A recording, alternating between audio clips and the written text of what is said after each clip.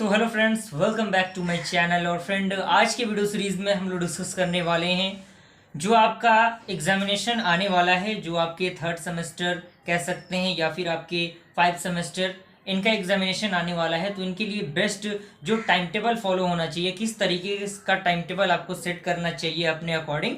क्योंकि देखिए 1 अगस्त आपका स्टार्ट हो चुका है और आपके पास वक्त कितना बच गया आपका। जैसे मान लीजिए आपके पास क्या क्या बच गया आपका, अगस्त, सितंबर, अक्टूबर, नवंबर, यानी मान के चलिए कि ये 3 महीने अगस्त, सितंबर, अक्टूबर आपके पास फुल है, यानी इसमें कोई दिक्कत वाली बात नहीं है। और जो एकेडमिक कैलेंडर है उसमें आपका दिखा रहा है कि नवंबर से एग्जामिनेशन स्टार्ट हो जाएंगे, यानी नवंबर लास्ट से। तो मान लीजिए कि 20 दिन इसमें भी आपके पास बच रहा है।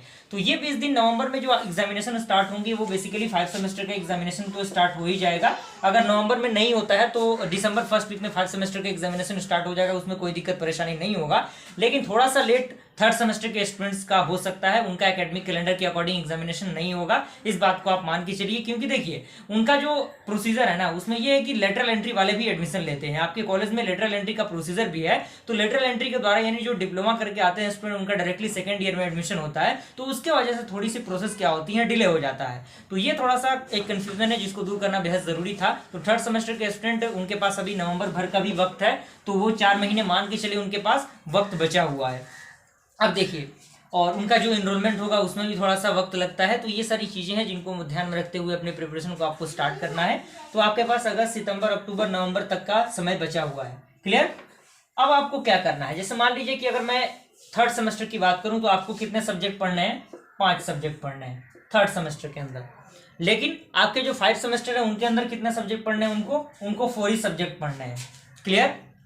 वो 4 सब्जेक्ट अलग अलग ब्रांच का अलग अलग हो सकता है। बेसिकली मैं सीएस ब्रांच की बात करूं तो सीएस ब्रांच में आपका डीबीएमएस पढ़ना है, उसके बाद आपका साइबर सिक्योरिटी पढ़ना है, साइबर सिक्योरिटी के बाद आपका ये भी पढ़ना है, इंटरनेट एंड वेब टेक्नोलॉजी, और उसके बाद आपको क्या पढ़ना है, थ्योरी ऑफ कंप्यूटेशन। यानी ये 4 सब्जेक्ट पढ़ना है। इसमें जो सबसे इजीएस्ट पार्ट अगर मैं बताऊं तो सबसे इजीएस्ट पार्ट आपका साइबर सिक्योरिटी है और इंटरनेट ऑफ वेब टेक्नोलॉजी है। यानी ये आपका HTML CSS जावास्क्रिप्ट वाला जो कंसेप्ट होता है ना, वो IWT के अंदर आपका आता है। तो इनको आप इजीली कर सकते हैं। तो यानी अगस्त महीने में अगर आप चाहें तो अगस्त महीने में लगभग 3-3 यूनिट इन दोनों जो सब्जेक्ट हैं उनका कर सकते हैं अगस्त के महीने में।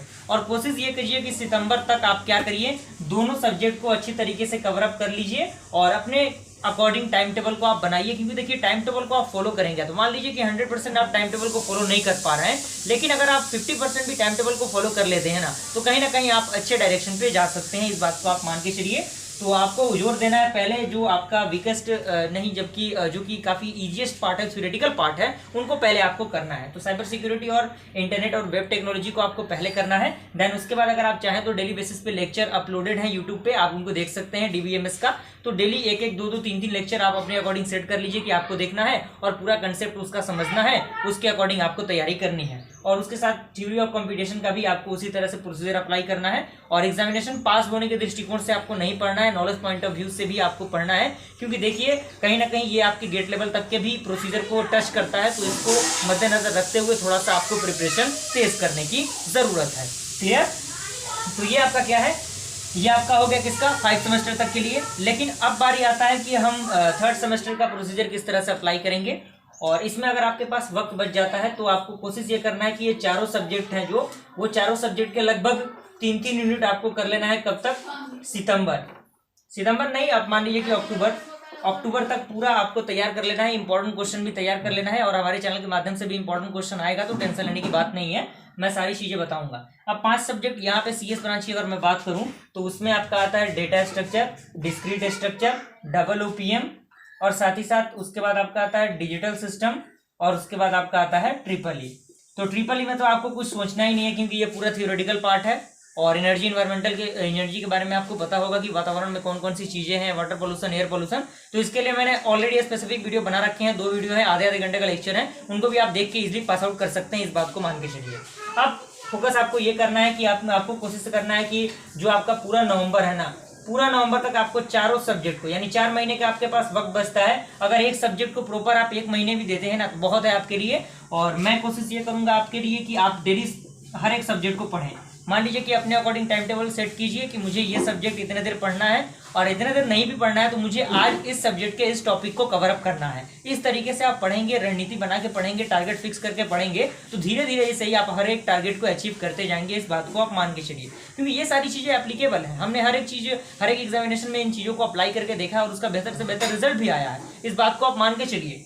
तो आप अपने अकॉर्डिंग सारे सेक्शन को डिवाइड कर लीजिएगा और उसके बाद अपने प्रिपरेशन को स्टार्ट कर दीजिएगा। और जो भी नोट्स वगैरह है मैंने ऑलरेडी बता रखे हैं, सारे नोट्स तैयार हो चुके हैं, बहुत सारे स्टूडेंट ने एक्सेस किया भी है। तो आप अगर चाहते हैं तो थर्ड सेमेस्टर का पूरा नोट्स एक्सेस कर सकते हैं मात्र 500 रुपए में। कोई दिक्कत परेशानी आपको नहीं होगी। उस नोट्स से इंपॉर्टेंट क्वेश्चन तो आएगा ही आएगा, इस बात को मान के चलिए। उसमें से सोल्यूशन भी आपको प्रोवाइड कराए जाएंगे इंपॉर्टेंट क्वेश्चन की, कोई दिक्कत आपको नहीं होगा। डायरेक्टली आपको टेलीग्राम ग्रुप में जुड़ जाना है। जुड़ने के बाद डायरेक्टली मैसेज करके कांटेक्ट करके आप उस प्रोसीजर को पता कर सकते हैं।